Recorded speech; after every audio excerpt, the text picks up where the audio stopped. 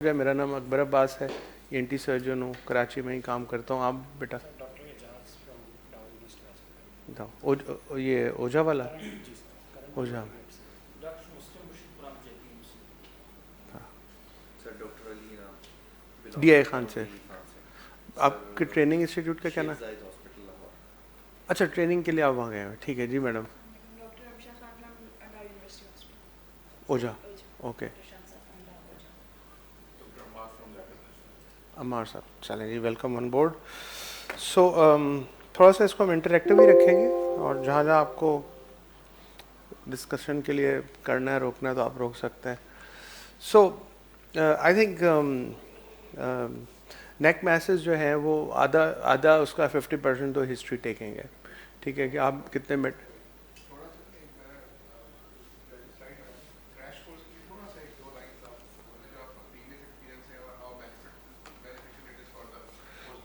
Okay okay.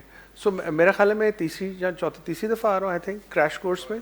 एक आध दफ़ा मिस कर गए, हाँ जी, नहीं हाँ जी।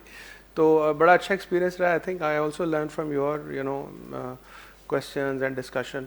और आई होप कि ये this is a very good course, nice environment. Atif भाई जो बड़ा इसको रिलीजियसली जो है वो फ़र्ज समझ के जो है वो कर रहे हैं। So I think that will help you. पीमा का एक बहुत बड़ा एफर्ट है ये, इसमें जो है वो फ्लैग बेरर हमारे आतिफ भाई हैं, तो उसका आई थिंक क्रेडिट सब माशाल्लाह इनको जाता है कि सबको जमा करना, हर एक का टाइम लॉक करवाना, उनसे कमिटमेंट लेके और फिर ये सारी चीज़ें करना।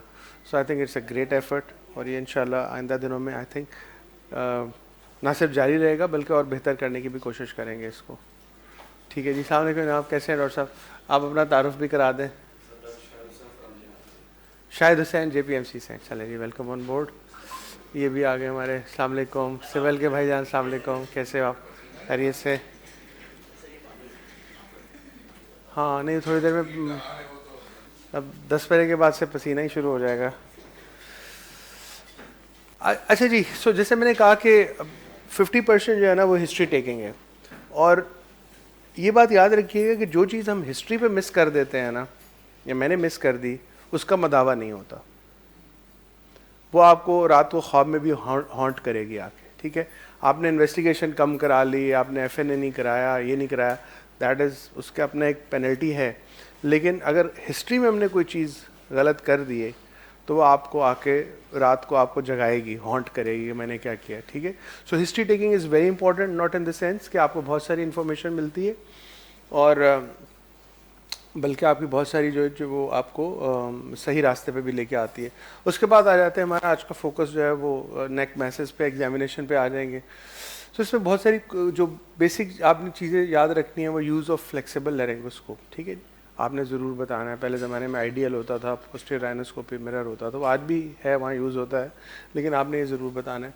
फिर हम आ जाएंगे कि डिफरेंशियल डायग्नोसिस कैसे हमने इस्टेब्लिश करना है। तो एक आदत डाल लें, मैं हमेशा स्टूडेंट्स के साथ शेयर करता हूँ, रेजिडेंट्स के साथ भी, कि एक अच्छे स्टूडेंट में और एक बहुत अच्छे स्टूडेंट में एक फ़र्क होता है कि उसका जो रिप्लाई होता है, उसका जो जवाब आता है, आंसर आता है, वो ऑर्गेनाइज होके आता है, ठीक है? मिसाल के तौर पे मैंने एक सवाल पूछा जी, नेक मैसेज क्या है? Parotid sir, thyroid nodule sir, inflammatory sir, ठीक है, शायद वो पास भी हो ही जाएगा।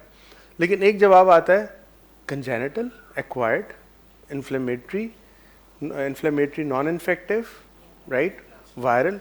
तो आप जब, और इसका एक और भी बड़ी साइन, जब आप किसी भी जवाब को किसी भी सब्जेक्ट में, किसी भी इम्तिहान में, कहीं भी ऑर्गेनाइज कर लेते हैं जवाब को, तो आपको खुद ही डिफरेंशियल डायग्नोसिस 10 आ जाते हैं याद। तो आज से ही अपने ब्रेन को ट्रेन करें कि जो भी सवाल हो उसको आप ऑर्गेनाइज करके जवाब दें, और उसमें आपका दिमाग ऑटोमेटिकली जो है वो आपके कंपार्टमेंट्स में, डिफरेंट कंपार्टमेंट्स में चीज़ें पड़ी हुई हैं ना, उनको यकजा करके एक जगह ले आएगा और आपको आसानी हो जाएगी, सहूलत में। So this is the difference between a good student and a very good student, right? Organize जवाब। और वो आपको शायद एग्जामिनर आधे रास्ते में ही रोक देगा, यार इसको आता है, ठीक है ना? जिसने इतना ऑर्गेनाइज आंसर, वो 2-3 चीज़ें अच्छा अच्छा यार अगले सवाल पे चलते हैं, ठीक है? लेकिन अगर आप ये कहोगे जी thyroid nodule, parotid mass, inflammation, तो कहेगा और वो 4-5 दफ़ा और बोलेगा और आप और कंफ्यूज हो जाएंगे, और उसके बाद आपकी और की जो है ना वो रुक जाएगी, ठीक है। सो ट्राई टू, इन्वेस्टिगेशंस पे हम बात करेंगे, मैनेजमेंट पे बात करेंगे हम, ठीक है। So this is the scheme of how will go. तो अगेन नेक मैसेज को हम थोड़ा सा डिफ्रेंशिएट कर लेंगे एडल्ट्स में और पीडियाट्रिक में, ठीक है। दोनों में थोड़ा फ़र्क होता है डिस्ट्रीब्यूशन का भी, और क्या चीज़ ज़्यादा प्रेवलेंट है क्या नहीं प्रेवलेंट, उसका भी फ़र्क आता है, ठीक है। तो जो और सेंट्रल और लेटरल, ठीक है, कि सेंट्रल नेक मैसेज कौन से, लेटरल नेक मैसेज कौन से, और बच्चों में कौन से और बड़ों में कौन से। तो जो कंजेनिटल नेक मैसेज में आ जाते हैं ब्रिंकल क्लेफ्ट सिस्ट, ठीक है, थायरोग्लॉसल डक्ट सिस्ट, ठीक है। Branchial cleft cyst is a lateral neck mass, thyroglossal duct cyst is a mainly a midline neck mass, ठीक है। थोड़ा बहुत हल्का फुल्का ऑफलाइन हो सकता है, बट डोंट टेक इट कि ये कोई लिटरल नेक मैस है, it will still be a branchial cleft cyst जो है वो basically it will be just at the anterior border of the sternocleidomastoid, right, and it can be confused with some other things, वो हम discuss करते हैं। Acquired में आ जाते हैं, एक्वायर्ड में इन्फेक्टिव आ जाएगा, इन्फेक्टिव में बैक्टीरियल आ जाएगा इंक्लूडिंग ट्यूबरक्लोसिस, ठीक है। इसको स्पेशली इसलिए मैंने कहा अच्छा खासा कॉमन है हमारे यहाँ। वायरल आ जाता है, पैरासिटिक आ जाएगा, फंगल आ जाएगा, ठीक है। फिर एक्वायर्ड में एक और कैटेगरी आ गई न्यू प्लास्टिक, ठीक है। न्यू प्लास्टिक में भी benign, it can be still be a benign, it can be a malignant, it can be a primary malignant of the neck, it can be a metastatic to the neck। हो सकता है आपका diaphragm के नीचे को कोई mess हो, वो यहाँ मेटास्टाइज करके आ गया, हो सकता है डायफ्राम के ऊपर का कोई मैस है, लंग का है, ठीक है, वो यहाँ मेटास्टाइज कर। एक और कैटेगरी भी आती है जो शायद यहाँ पर है, वो इंटरमीडिएट ग्रेड ट्यूमर्स आ जाते हैं, ठीक है, जो slow growing but intermediate grade, right, malignant. तो उसके अब अगर हम मिडलाइन नेक मैसेज पे बात करते हैं तो thyroglossal duct cyst is perhaps very common, है कंजेनिटल, लेकिन मैनिफेस्ट कब करता है, किस एज ग्रुप में करता है, सेकेंड थर्ड डिकेड में। तो जब उनसे कहते हैं कि यार ये तो आपको क्यों था जी, ये तो पैदाइश से था आपको, नहीं तो अब पैदाइश पे क्यों नहीं हुआ, अब क्यों हुआ, तो भाई वो मैनिफेस्ट सेकेंड थर्ड डिकेड में करता है, when they are like grown up, right. Dermoid cyst, ठीक है, जैसे another very common, right. Level 6 lymph nodes, right, level 6 की बॉर्डर्स को जल्दी से बता दे।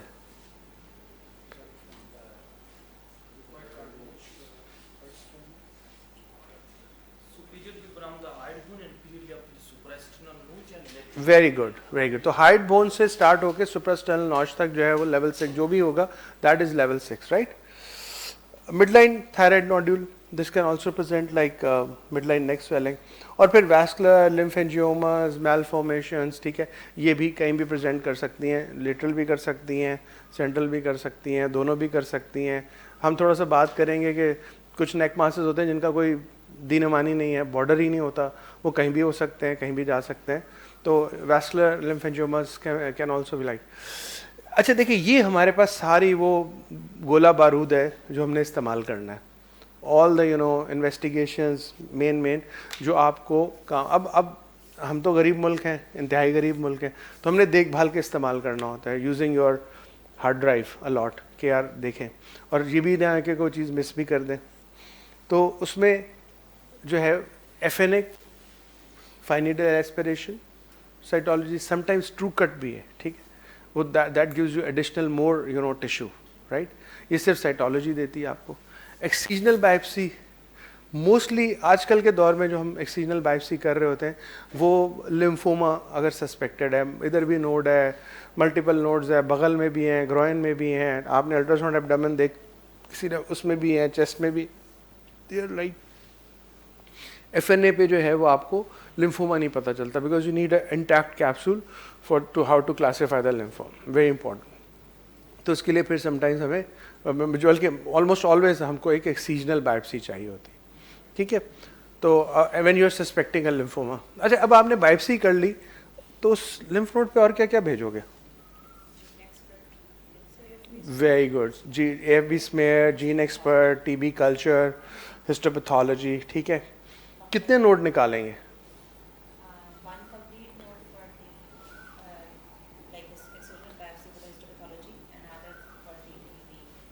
ठीक है, तो उसमें ये है कि आप कोशिश करें अगर आपको 2 या 3 नोड्स मिल जाते हैं तो वो भी बड़ा निकालोगे छोटा निकालोगे? छोटा भी, क्यों? कंप्लीट कैप्सूल वो भी है, बड़े का भी कैप्सूल होगा। जल्दी जल्दी जल्दी जल्दी। से ज़्यादा होगी। So you know what happens कि अगर बड़ा नोड है तो it is likely to be a you know necrotic. तो नेक्रोसिस इतना समटाइम्स होता है कि पैथोलॉजिस्ट को कुछ नज़र ही नहीं आता, कहते हैं जी ये तो भेज तो दिया है, अब नॉर्मल है, but I can't figure out. तो बेहतर है कि आप 2 या 3 नोड्स निकाल के भेजें, छोटा भी भेजें, उसमें नेक्रोसिस के चांसेस कम होंगे और आपको जो मॉर्फोलॉजी है वो अच्छी नज़र आ जाएगी, पता चल जाएगी। बड़ा भी भेजें, छोटा भी भेजें, get 2-3 nodes, right, if it's possible for you. वरना समटाइम्स हमने देखा है कि हमें रिपीट भी करना पड़ा। सीटी स्कैन, ठीक है जी। हेड एंड नेक के मैस में क्या सीटी स्कैन आप एडवाइस करेंगे तो क्या करेंगे? How would you right? मैं कहता हूँ यार इसका सीटी करा लो, क्या लिखोगे? जल्दी से बता दो। From base of skull up to this pyramid has with either cross or S. So if you are looking at something malignant, do include chest, especially with the head and neck tumors, unknown primaries presenting as neck masses. So I would always get a head and neck, full study, with contrast, with chest. ठीक है? Other alternate फिर हम बात कर सकते हैं कि आप शायद पेट स्कैन भी करा लें, ठीक है? लेकिन वो जब आप सो मैनी समहाउ हमारे यहाँ कुछ हमारे भाई बंद हैं जो पेट स्कैन पहले करा लेते हैं, ठीक है? उनके जहन में होता है PET is use to diagnose tumour, so it's not actually to diagnose the tumour, more so in the role of you know staging and more so once the tumor is established and then follow up में बहुत है, ठीक है? तो हम चूँकि गरीब मुल्क हैं तो आप पेट को व्हाट वी डू जनरली हम लोग ये करते हैं कि सीटी हेड एंड नेक करा लिया, चेस्ट करा लिया विद कंट्रास्ट अच्छी जगह से, दैट्स इट, सही है? और अगर बहुत ही कोई कॉम्प्लिकेटेड है, फ्लोर ऑफ माउथ का लीजन है या लिम्फ नोड आपको एक ऐसा नज़र आ रहा है जिसने वैस्कुलर इनकेसमेंट है या कोई वैस्कुलर लीजन लग रहा है, तो फिर क्या कराएंगे? MRI, contrast, MRI with contrast, ठीक है? वो हम देखेंगे आगे कुछ ट्यूमर्स हैं जिनमें ये लाजमी हो जाता है, तो एक ही दफ़ा आप सब ये करा लें, MRI विद कंट्रास्ट, ठीक है? कुछ केसेस में MRV भी कराना पड़ता है हमें, ठीक है? बट वो these are very rare cases, right? तो ये याद रखें। एंजियोग्राफी, ठीक है, थोड़ा रोल अब लिमिटेड होता जा रहा है बिकॉज आपके पास MRI विद, ठीक है? और दूसरा ये कि एक इन्वेस्टिगेट सीटी एंजियोग्राफी भी होती है, ठीक है? तो अगर आपने सीटी के साथ ही सब कुछ करना है तो सीटी एंजियो की भी आप रिक्वेस्ट रेज कर सकते हैं, तो हो सकता है कि आपको दोबारा वो एक ही उसमें हो जाए। सो दिस इज़ दी तमाम आपका गोला बारूद जो आपने इस्तेमाल करना है based on your history, based on your clinical examination, ठीक है? और फिर उसमें आपने इसको यूज़ करते जाना है।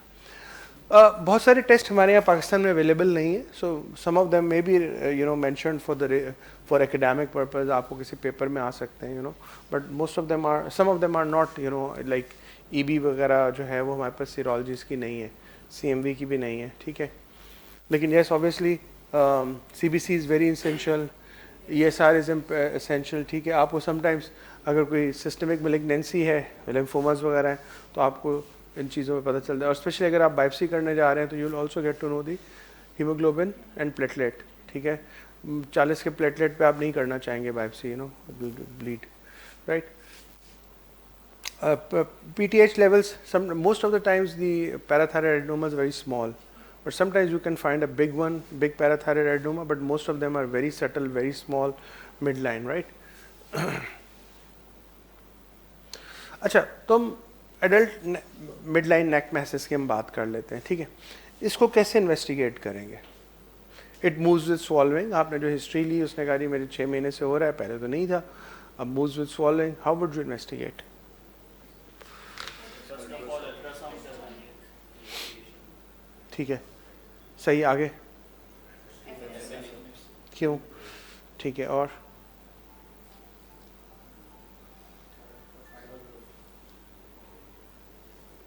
बोलते जाए, जितना जल्दी बोलेंगे हम आगे चलते जाएंगे वरना फट जाए, ठीक है? तो अल्ट्रासाउंड क्यों कराएंगे और FNA क्यों कराएंगे? जल्दी से बताएं, रीज़न भी तो बताएं ना। सर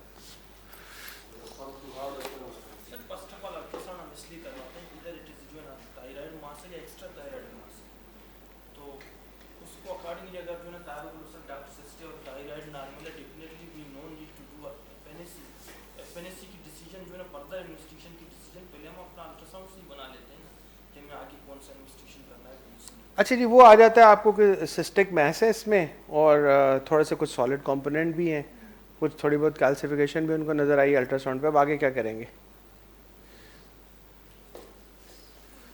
आपने ये अल्ट्रासाउंड आपने जस्टिफाई कर दिया, अब आगे बताएं क्या कर सकते हैं, FNAC करेंगे क्यों करेंगे FNA?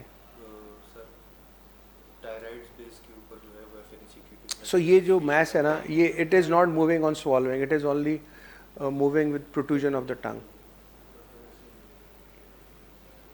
तो फिर थायरोग्लोसल डक्ट सिस्ट हम सस्पेक्ट करेंगे। ठीक है, तो FNA क्यों कराएंगे ये बता दें। सर FNA कभी कभार थायरोग्लोसल डक्ट सिस्ट में जो है वो CA पेपिलरी होता है तो 1 in a million चांस, या वेरी गुड। तो अगर आपको उस पर अल्ट्रासाउंड पे कोई एडवर्स फीचर्स मिल रहे हैं तो वो आप FNA करा सकते हैं उसमें, ठीक है। दूसरा अल्ट्रासाउंड कराने का और क्या फ़ायदा है?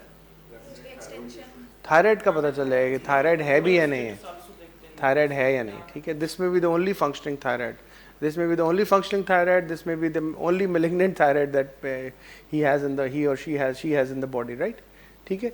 सो अपने सवालों को जो जवाब दे रहे हैं उनको आपने वैलिडेट भी करना है कि आप क्यों करा रहे हैं। Thyroid scan I would not be interested इतना, ठीक है ना, बिकॉज स्कैन तो नहीं करते, उसमें अल्ट्रासाउंड में पता चलता है उधर से आ रहा था। तो thyroid scan would only be required अगर ये बाद में कोई malignant निकलता है तो फिर आप करा के देख लें कि कोई फंक्शनल टिश्यू तो नहीं है, रेडियोएक्टिव आयोडीन की ज़रूरत तो नहीं है, बट उससे पहले तो वो नहीं है, ठीक है। तो मोस्ट ऑफ दीज थिंग्स, तो ऑपरेशन क्या करेंगे, क्या करते हैं सिस्टम में? We remove the whole trap with this dust and along with that the hyoid bone metal part. पूरी हाइट निकाल देंगे? क्यों निकालेंगे, क्यों निकालेंगे, Recurrence chances are more. क्यों? ट्रैक हायराइड बोन से गुजर रहा होता है, से गुजर रहा होता है, दरमियान दरमियान में से गुजर रहा होता है, और कहाँ से जा सकता है? Very good, very good. तो it can go superficial to that, it can go deep to that, it can really go through the central part of the. तो ENT वाले तो ज़्यादातर हाइट बोन निकालते हैं, ठीक है, लेकिन जब पीडियाट्रिक सर्जन या जनरल सर्जन के हत्थे चढ़ जाता है ना, वो नहीं निकालते हैं। तो I have seen most recurrences from paediatric surgeon या जनरल सर्जन, ENT वाले जो हाइट बोन निकाल देते हैं तो इतना रिकरेंस के चांसेस ज़रा कम हो जाते हैं, ठीक है। अच्छा जी, so this is like you can see बड़ा एक कुछ आपको bruising type, invasion of the skin by vascular channels, ठीक है, skin infiltration, long standing history 8-10 साल की, now presents with midline kind of very soft pulpy mass, ठीक है, it doesn't move on swallowing, it doesn't move on protrusion of tongue, ठीक है, respiratory distress था, है 10-12 साल से।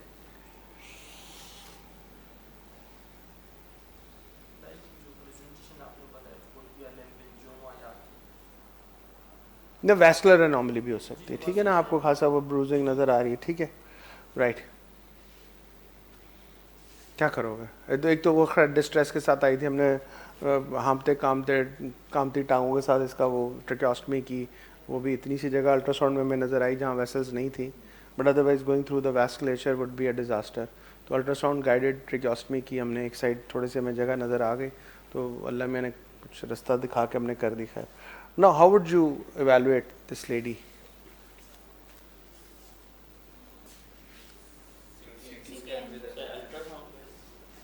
चलो अल्ट्रासाउंड बताओगे, और अल्ट्रासाउंड की बेसिस पे देखेंगे कि FNAC करवानी है या नहीं करवानी।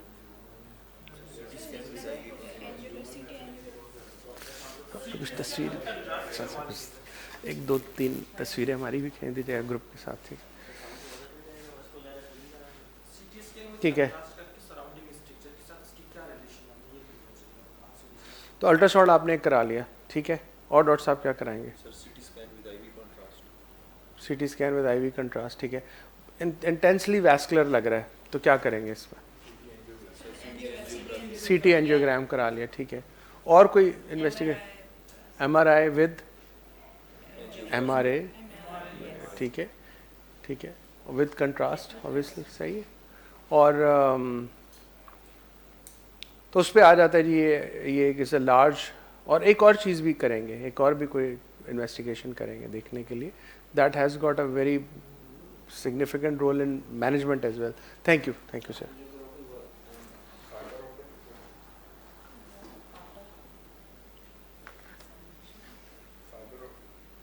सो जो वैस्कुलर एनॉमलीज होती है ना, इसमें बहुत इंपॉर्टेंट होता है डिटर्मिन करना कि फ्लो कैसा है.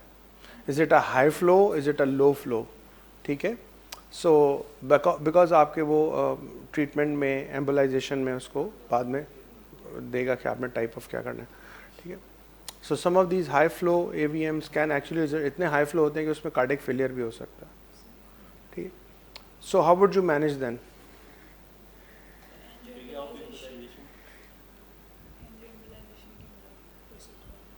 There's all infiltrating into the muscles, and so it was very extensive. So there's no question of any surgery. ठीक है. And no embolization would hold. ठीक है ना डॉक्टर साहब, कोई चीज़ रुकेगी नहीं. हाई फ्लो, इतने बड़े बड़े वैस्कुलर चैनल्स हैं, उसमें क्या रुकेगा. ठीक है. और इतनी कोलेट्रल्स हैं कि आप एक को बंद करेंगे दूसरा. So don't operate on this. This is going to be a disaster. ठीक है ना. And never operate on such high vascular channels. और क्या ऑप्शंस हैं? स्क्लेरोथेरेपी किससे कर सकते हैं?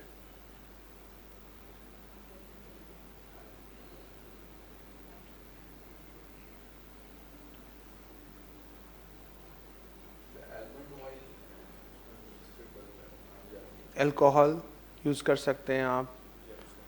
जेल फोम टेम्परेरी कर देगा. ठीक है. और क्या कर सकते हैं आप? Heard of OK430? ठीक है. OK430 अवेलेबिलिटी का ज़रा इशू है, लेकिन OK430 आप यूज़ कर सकते हैं इसमें.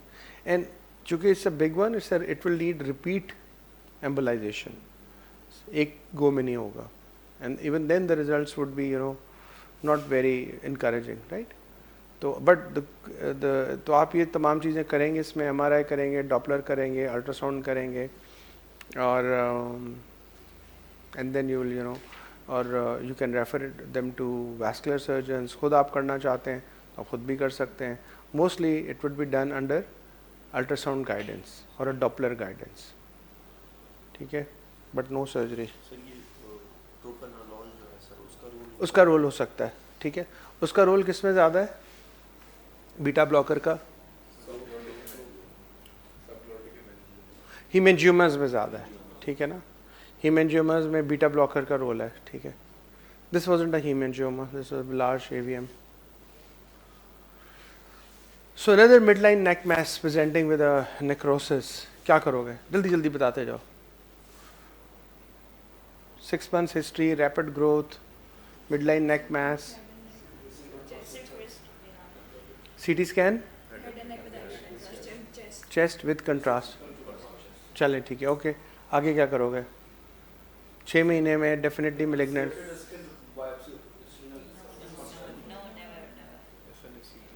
ठीक है. तो FNA भी करा सकते हो, ट्रूकट भी करा सकते हो. कोई ब्लीड नहीं कर रहा था तो मैंने यही किया जो उन्होंने कहा. I just took a small biopsy local लगा के और वहीं क्लिनिक में ले ली. And it came out to be anaplastic. ठीक है. एनाप्लास्टिक का एक भाई भी होता है.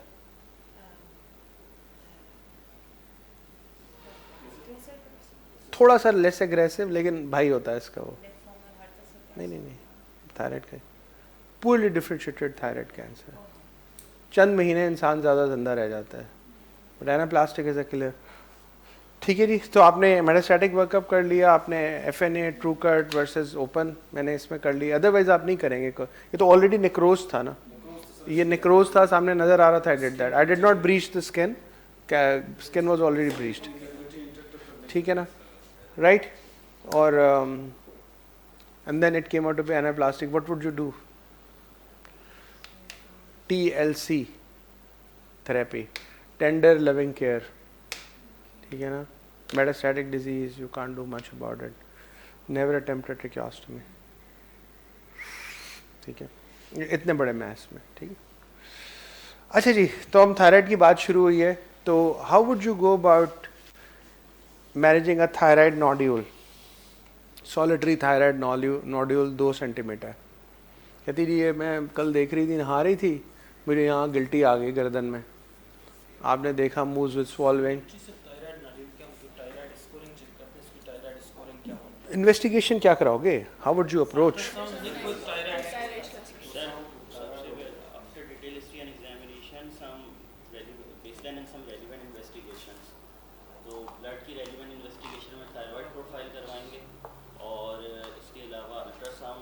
करवाएंगे विद थायराइड स्कोरिंग?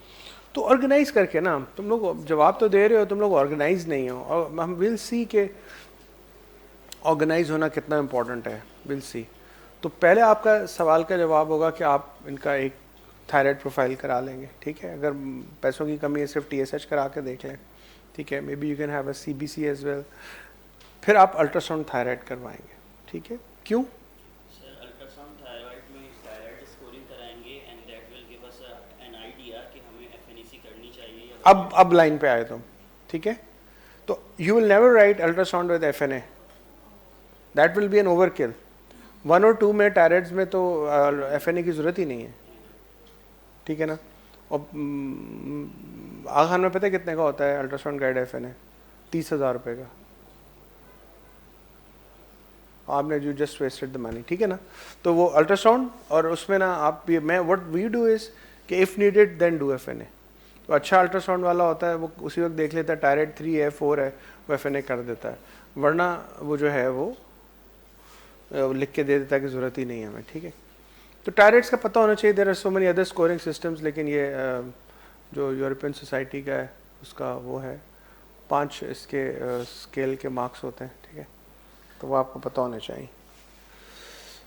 उस पर आगे चले जाते हैं तो फिर आ जाता है FNA पे, ठीक है, राइट। तो FNA का भी आपको पता होना चाहिए कि आपने कब करना है, ठीक है। तो ये 2 सेंटीमीटर था and it turn out to be grade 3। हमारे जो पैथोलॉजिस्ट हैं ना वो हमेशा हमें इधर ही फंसाते हैं।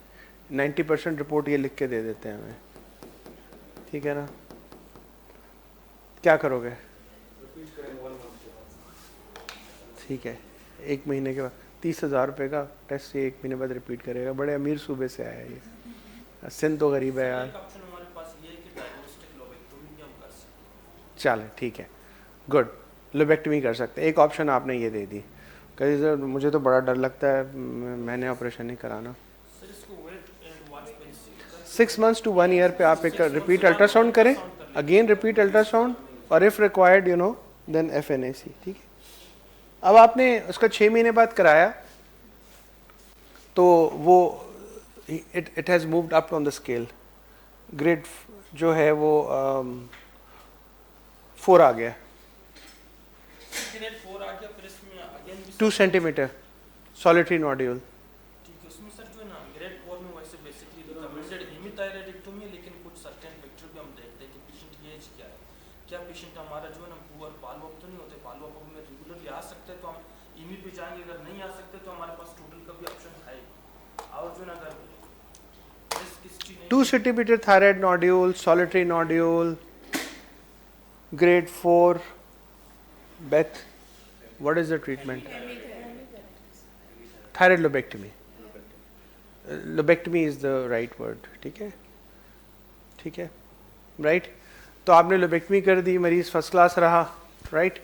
और जो उसकी फाइनल हिस्टोपैथ आती है वो आती है क्लासिकल पैपिलरी, और मरीज हाँपते कामते आपके पास पहुंच गया, सर ये तो कैंसर निकल आया, आपने तो बताया ही नहीं था, आपने तो कहा शक है तो कैंसर निकल आया। तो अब बताएं कौन सी कीमो रेडिएशन करानी है मुझे, क्या करेंगे?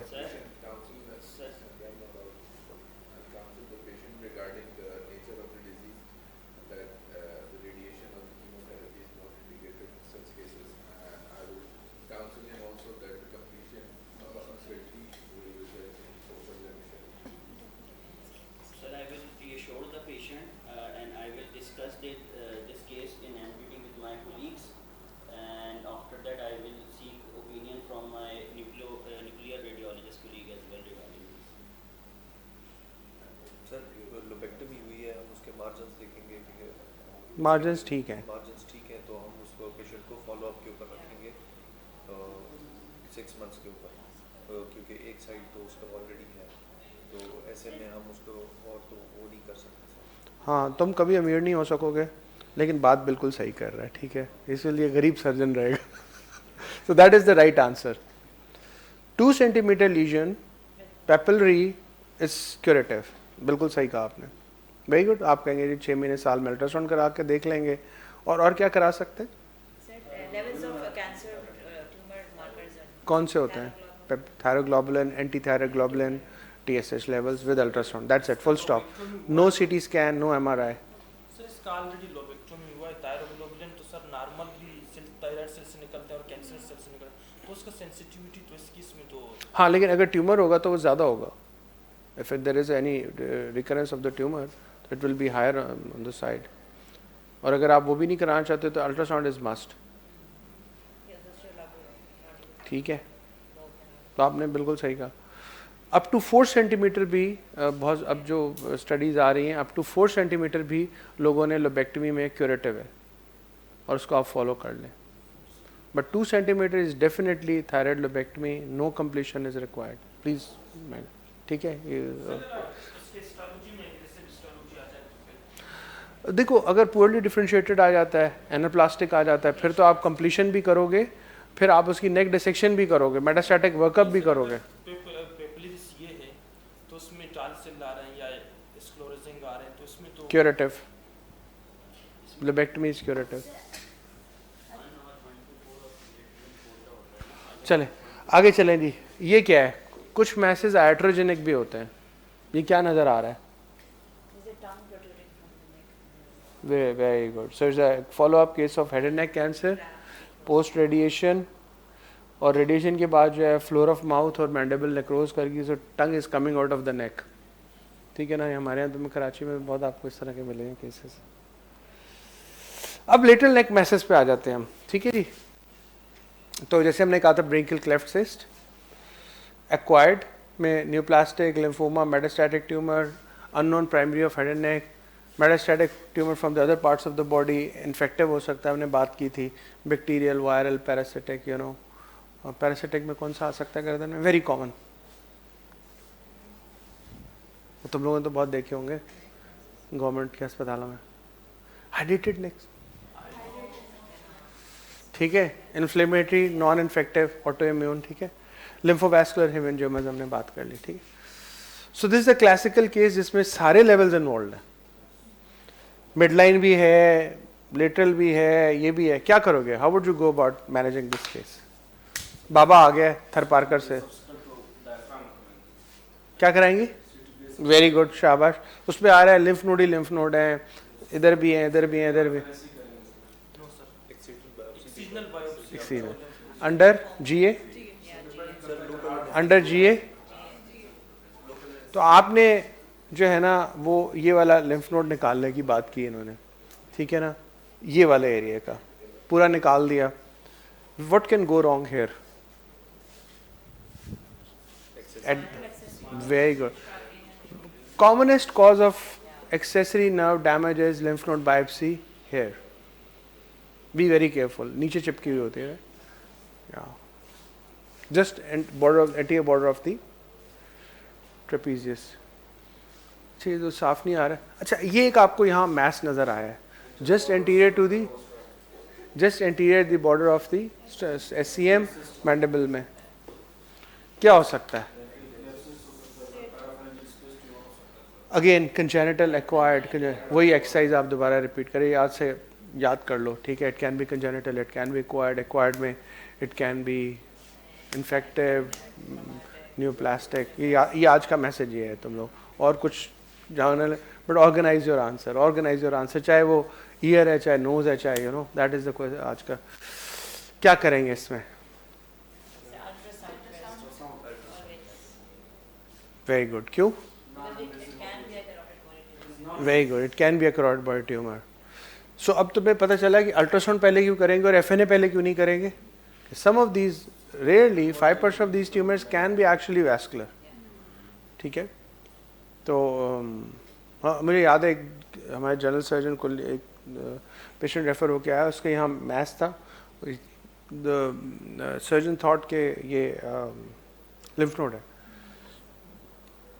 खोल दिया, बायोप्सी भी ले ली, मरीज बायोप्सी से बच भी गया और रिपोर्ट आई कैरोटिड बॉडी ट्यूमर की. ठीक है, बच भी गया. Otherwise patient would have bled to death on the table. ठीक है.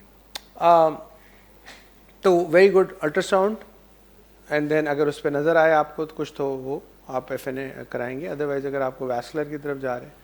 अच्छा, यहाँ पर ये बड़ा सीन होता है, यहाँ का जो मैस होता है ना, ये बड़ा ट्रिकी होता है, स्पेशली एंगल ऑफ मैंडिबल पे, because it can be branchial cleft, it can be a parapharyngeal space tumour, it can be a parotid tumour as well, ठीक है। हाँ, सबमैंडिबुलर ग्लैंड थोड़ा इधर आ जाता है, लेकिन समटाइम्स वो भी कंफ्यूज कर सकते हैं, आप सही कह रहे हैं। तो इसमें अल्ट्रासाउंड करना विद अ गुड सोनोलॉजिस्ट बड़ा इंपॉर्टेंट है, ठीक है, कि वो आप करें, और फिर उसमें FNA अगर ज़रूरत है तो वो आप कर लें। Sometimes paediatric surgeon, general surgeon ने पैरोटिड ट्यूमर की बायोप्सी भी की हुई है, वो भी कर देते हैं, थिंकिंग ये लिम्फ नोड है, ठीक है। And then you know the most of these tumours are pleomorphic adenomas, और फिर वो हमारे पास भेजते हैं, हम निकालते हैं, और उसको फिर 6-7 साल बाद रिकरेंस भी आती है। क्यों? क्योंकि जो इनिशियल सीडलिंग होंगे, यू कांट कंट्रोल दैट ना। तो ये इस साइड के जो है ना, बी वेरी केयरफुल, बिला वजह बायोप्सी नहीं करनी है। It can be a parotid tumour, specially बच्चों में, ठीक है ना। बच्चों में कौन सा ट्यूमर, पैरोटिड ट्यूमर कॉमनेस्ट होता है? मिकोडर्मॉइड। कौन सी ग्रेड? Low grade. और second common? Very good, SNXL, ठीक है। These are again low grade tumours, और दोनों का प्रोग्नोसिस सेम है, good prognosis, no radiation required, ठीक है। Never radiate a kid with low grade mucoepidermoid और SNXL सेल कार्सिनोमा।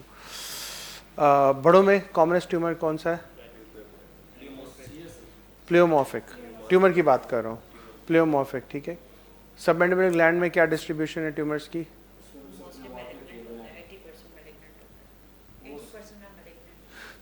सबसे बड़ा ये याद रख लो, सबसे बड़ा पैरोटिड है, ठीक है, commonest benign.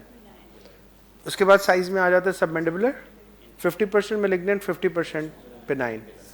Sublingual and minor, तो साइज छोटा होता जाता है तो मैलिग्नेंसी बढ़ती जाती है, ये बात याद रख लो, ठीक है। So it was actually a carotid body tumour जो आप देख रहे हो, right. It look so innocent and you know it will, तो ये आपको पता होना चाहिए, बिकॉज इसकी जो ग्रेडिंग है, क्लासिफिकेशन है, टाइप 1, टाइप 2 जो है उसने वेसल्स को इतना इनकेसमेंट नहीं की हुई, type 3 will be you know kind of. क्या वर्कअप करोगे स्नेक मैस का? उसने कह दिया जी ये तो कैरोटिड बॉडी ट्यूमर है, अल्ट्रासाउंड पे डॉपलर भी करा लिया। Now how would you work about going?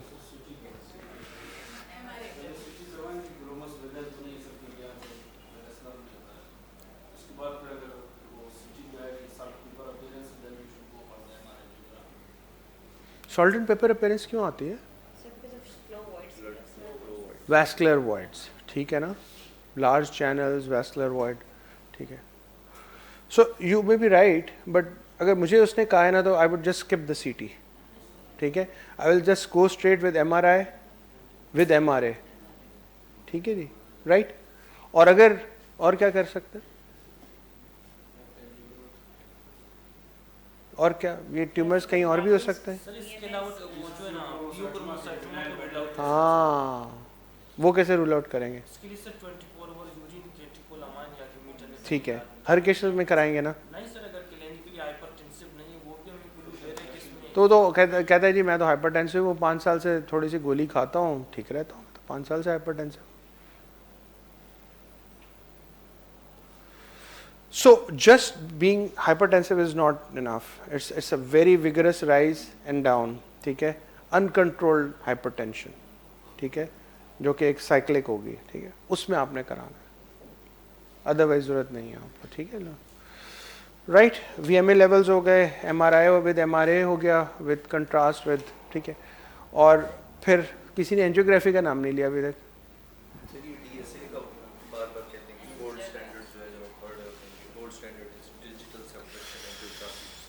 DSA भी करा सकते हैं, बट यू नो आपने यहाँ क्या देखना है, वो करा सकते हैं, बट आपने देखना क्या है इधर?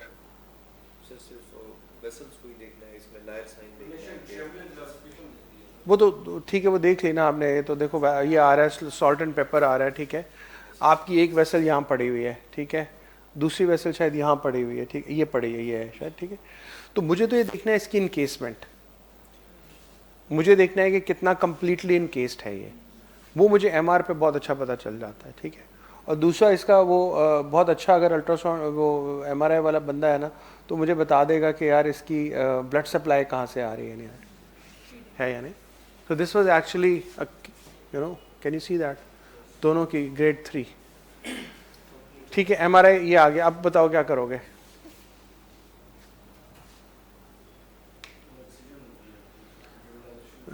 कहोगे मैं छुट्टी पे जा रहा हूँ, देखते हैं आप जाएं, मैं छुट्टी से आके देखूंगा आपको, सही।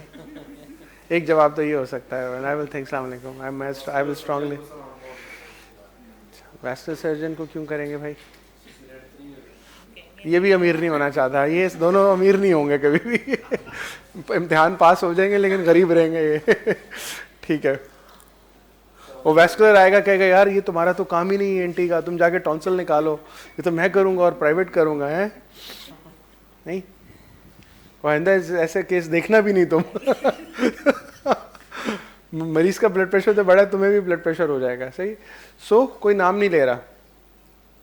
ग्रेड 3 में एंजियोएम्बोलाइजेशन, या most of the time right, कौन से वेसल्स का एंजियोएम्बोलाइजेशन करें? फीडिंग वेसल्स का। Feeding vessels sir, carotid body tumour में फीडिंग वेसल्स कौन सा हो सकता है? इसी से आती है ना, आपकी कैरोटिड बाइफर्केशन से आती हैं। Sometimes they can come from, most of the times they are coming from external carotid, but they come from the bifurcation, very tricky bifurcation of the carotid, और उनको हम एम्बोलाइज करना है। सर हम इसको एम्बोलाइज करें तो पेशेंट को सर वो न्यूरोलॉजिकल डेफिसिट न्यूरोलॉजिकल डेफिसिट उसी वक्त होगा जब उसमें आपके जो रिफ्लक्स ऑफ एम्बोलाइजेशन मटेरियल होता है और वो रिफ्लक्स करके इंटरनल कैरोटिड में चला गया, एक सर तो तब स्ट्रोक होगा। सर अगर एक्सटर्नल कैरोटिड को हम एम्बोलाइज करें ना, अगर जो ना तो बाइपर्केशन पे आ रहे तो दोनों का ब्लड सप्लाई कंप्रोमाइज तो नहीं होगा? एक्सटर्नल कैरोटिड को क्या मैं नहीं, समझ, सर आपने कहा कि जा उसमें जो है ना न्यूरोलॉजिकल डेफिसिट इसलिए नहीं होते हैं कि इंटरनल का सही है ना, अगर ये बाइपर्केशन पे जो उसकी फीडिंग मिसल है तो उधर अगर हम एंजियोएम्बोलाइज, हाँ आई मीन अगर वो बहुत ही कोई सिलेक्टिव किस्म का सुपर किस्म का रेडियोलॉजिस्ट है तो वो कर सकता है, वरना वो आपको बता देगा कि 80% जो है वो मैंने एम्बोलाइज किया है, ठीक है। और एम्बोलाइज करने के लिए भी ना छोटी वेसल्स को एम्बोलाइज करना, माइक्रो एम्बोलाइजेशन इज़ इम्पॉर्टेंट। अगर उसने एक दो बड़ी बड़ी कर दी है ना तो वो आप जो खोलेंगे आप फिर उसको याद ही कर रहे होंगे मुख्तलिफ नामों से रेडियोलॉजिस्ट को, ठीक है। It will patient will still be using and bleeding. तो माइक्रो एंजियोएम्बोलाइजेशन इज़ वेरी इंपॉर्टेंट इसमें भी, और पैरागैंग्लियोमा ऑफ द स्कल बेस। मोटी मोटी कर दी है तो उससे कोई फ़र्क नहीं पड़ेगा, राइट राइट जी। So this was again you know taken out through the bifurcation, you know you see the internal carotid, उस तरफ external carotid, it was encasing the both. But the irony is कि हमारे यहाँ तो हम लोग कराची में रहते हैं ना, हम लोगों को इसका इस शहर के मसाइल भी बहुत हैं लेकिन इसके ब्लेसिंग्स भी बहुत हैं। यहाँ आपको हर जगह एंजियोएम्बोलाइजेशन मिल जाएगी। There is no angioembolisation in entire GB, Gilgit Baltistan में है ही नहीं, चित्राल में भी नहीं है, और वहाँ इंसिडेंस इसका सबसे ज़्यादा। और वहाँ आप ग्रेड 3 वाले को बोलें जाके कि ज़रा एंजियोएम्बोलाइजेशन शिफा से करा के आ जाओ, यार डॉक्टर साहब यहाँ खाने को पैसे नहीं, आप कह रहे हैं कि 1.5 लाख का टेस्ट करा के आ जाओ, तो then you know we have done few of them without grade 3 without embolisation as well. In fact, this was without embolization. Grade 3, complete encasement of external jugular, internal jugular, common carotid and IJV. There are neck masses जिनका कोई border ही नहीं है, कहाँ से शुरू हुआ कहाँ ख़त्म हो रहा है, ठीक है। 10 साल से था इतना, probably parotid, now started growing rapidly. What could have gone wrong?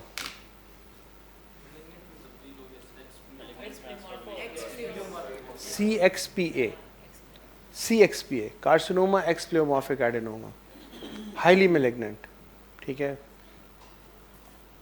highly malignant. So probably paroidectomy with facial nerve preservation if possible. Facial nerve ठीक थी, मजे की बात है इसकी. With the, you can see the nasolabial fold is very well preserved.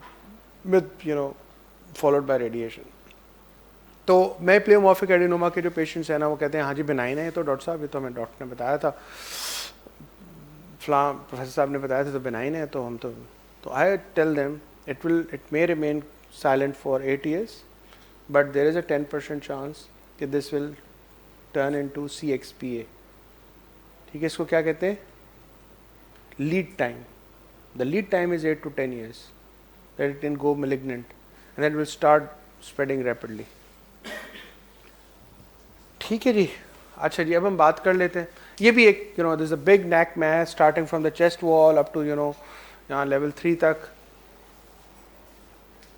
How would you investigate this lady? It's firm, very rock hard. Patthar. So prominent vessels. Prominent vessels over neck mass, what do they show? There is a compression or Very good. कहाँ? the bony cartilages. कहाँ? Very good. क्या कहते हैं इसको? Superior vena cava syndrome. ठीक है? This could be a superior vena cava syndrome as well. Tumor mass extending into the neck, compromising the blood flow back into the superior vena cava. Superior vena cava syndrome. ठीक है? So, rock hard. क्या करोगे? CT scan with contrast, with chest, with neck. ठीक है? Right? And FNA तो उन्होंने कहा जी हमारी नीडल ही टूट गई है इसमें. It's all bone. It's all bone. So we resected it with the thoracic surgeon because it was involving the clavicle and clavicle से. It was arising the clavicle going into the chest wall. तो thoracic वालों के साथ मिलके हमने निकाला. Came out to be osteosarcoma. Osteosarcoma, right? बच्ची presented with this rapidly growing neck mass. 2 हफ्ते में it's inflamed. Facial nerve is compromised. 3 हफ्ते की history है. How would you investigate? Inflamed, red. CBC और ultrasound. Very good. CBC, ultrasound. Ultrasound पे आया जी neck mass, ये parotid mass है. Looks very aggressive. ठीक है जी. Probably malignant. Go for FNAC. FNA करवा लिया. ठीक है. Mycoplasmoid हो सकता है. SNX cell हो सकता है. ठीक है. और क्या कराएंगे? MRI कराएंगे because the facial nerve is there. Very good. So complicated parotid mass, go for MRI. CT को छोड़ दें, डायरेक्ट MRI पे. हम ध्यान में बता देना सर वो प्लेन एक्सरे भी होता है, वो तो वहाँ से शुरू करते हैं ना. प्लेन एक्सरे होगा सर वो, ठीक है ना, पता नहीं कौन सा व्यू, पैरोटिड व्यू. ठीक है, व्यू कौन सा होगा, पैरोटिड व्यू. ठीक है. हाँ हाँ. तो लेकिन for practical purposes you would like to save money and you go on to the MRI of the parotid and neck with contrast. Came out to be a very very necrotic mass involving the superficial and deep and it's not well encapsulated. The capsule is not actually there, right? So superficial and deep mass को कैसे फर्क करते हैं ultrasound पे और radiology पे, MR पे? एक पेट प्लेन है इसका जो ना ग्रेट वेसल्स कहाँ डिस्प्लेस है, एंटीरियर मेडियल या पोस्टीरियर. ठीक है. तो कौन से स्ट्रक्चर्स होते हैं पैरोटिड में? लेटरल टू मीडियल बता दो जल्दी से 1 मिनट में. पैरोटिड करने खड़े हुए हो, अब 3 कौन से इंपॉर्टेंट स्ट्रक्चर्स हैं लेटरल टू मीडियल? हो गया. कहाँ आएगी वो? सबसे पहले फेशियल नर्व है, फिर उसके बाद सबसे पहले फेशियल नर्व, फिर उसके बाद वेन आती है, कौन सी? रिट्रोमैंडिबुलर वेन, ठीक है. And then branches of external curve. Very good. ये सबसे पहले नर्व, फिर वेन, फिर आर्टरी. ठीक है. और रेट्रोमैंडिबुलर वेन के जो भी डीप मैस है वो is in the deep lobe. जो लेटरल है वो लेटरल. तो that is how you can differentiate between the lateral. हाँ, लेकिन ये तो it was kind of in guessing all the pushing the vessel right here. देखो ना यहाँ पुश कर दिया इसने. Here pushed here medially, right. Came out to be something rhabdomyosarcoma. ठीक है. The point I am trying to make is के रैप्डो का तुम लोगों को कहीं ना कहीं स्टेशन आ सकता है, तो रैप्डोमायोसार्कोमा के जो IRS का थोड़ा सा पता होना चाहिए तुम्हें कैसे ट्रीट करते हैं। अगर फेशियल नर्व भी इंटैक्ट नहीं है तो इसमें अगर हम सिर्फ प्लान पूछेंगे तो हम तब भी टोटल कंजर्वेटिव थेरेपी रखेंगे।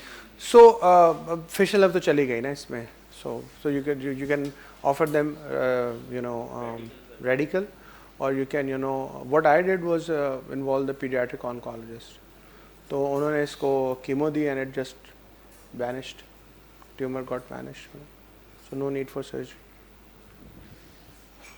तो ये पढ़ लेना। अब हम थोड़ा सा पीडियाट्रिक नेक मैसेज पे आ जाते हैं जल्दी से। एक स्टडी है, one of the largest studies है, तो उसमें सबसे ज़्यादा जो कॉमन पीडियाट्रिक नेक मैस थे वो क्या थे, कंजेनिटल थे। सेकंड पे थे इन्फ्लेमेटरी, जो हमने बात की, इन्फेक्टिव इन्फ्लेमेटरी, ठीक है, नॉन, और फिर जो थे वो नॉन इन्फेक्टिव इन्फ्लेमेटरी थे, बिनाइन थे, और मेलिग्नेंट काफ़ी जो है वो इसमें 11% के करीब थे, ठीक। तो जो बिनाइन थे नेक मैसेज, इसी में जो बिनाइन थे उसमें जो कॉमनेस्ट थे वो ब्रेंकियल क्लेफ्ट सिस्ट थे, ठीक है। उसके बाद थे थायरोग्लॉसल डक्ट सिस्ट थे, फिर डर्मोइड सिस्ट थे, फिर लिम्फेंजियोमास थे, हेमेंजियोमास थे, and last but not least teratomas, right, ठीक है।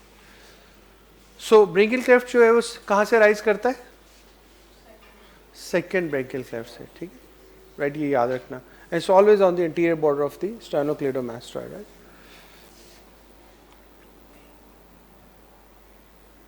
चलो, तो हम अब बस रिवाइज कर लेते हैं। कोई भी सर्वाइकल लिम्फ नोड अगर 3 हफ्ते से ज़्यादा है, 2 हफ्ते से ज़्यादा है, तो it demand some respect and some workup, right.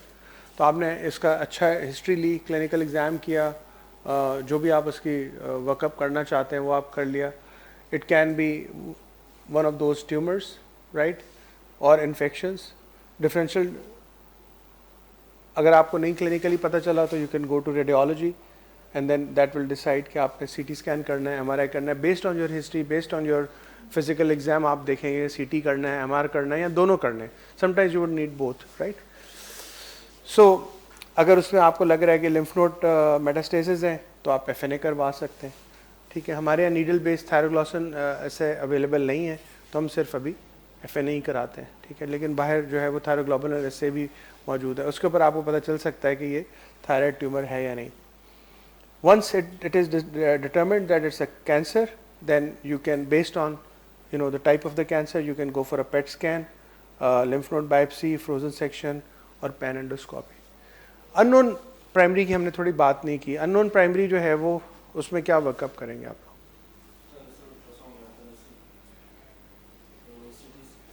ठीक है। अल्ट्रासाउंड किया आपने, FNA कराया, CT स्कैन कराया हेड एंड नेक का विद चेस्ट, उस पर आ गया स्क्वेमस सेल कार्सिनोमा है, पैन एंडोस्कोपी करेंगे। कहाँ की बायोप्सी करें, ठीक है, पाए। सो अब आजकल ज़्यादा कहते हैं sliver of tissue from the base of the tongue with tonsils, ठीक है, एंड नेजोफैरिंक्स, ठीक है। और अगर टॉन्सिल में उसका आ जाता है स्क्वेमस सेल कार्सिनोमा और FNA पे भी SCC था, तो अब आप क्या करोगे,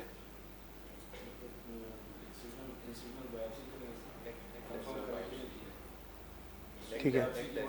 तो आप पेट स्कैन भी कर सकते हैं, ऐसे में पेट भी करके देख लेंगे, मेटास्टेसिस चेक कर लेंगे, और फिर these are classified as which type of tumours, oropharyngeal tumours.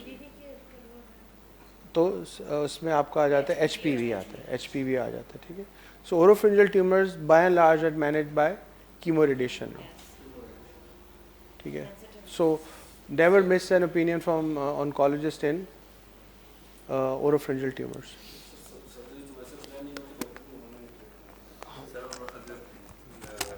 Oropharyngeal नहीं आता, लेकिन फिर भी हमारे पास जो है वो नेक मैस है और वो कैरोस्क्वेमस सेल है, तो फिर हम नेक डाइसेक्शन जी, फिर आपने नेक डिसेक्शन करेंगे, बिल्कुल करेंगे।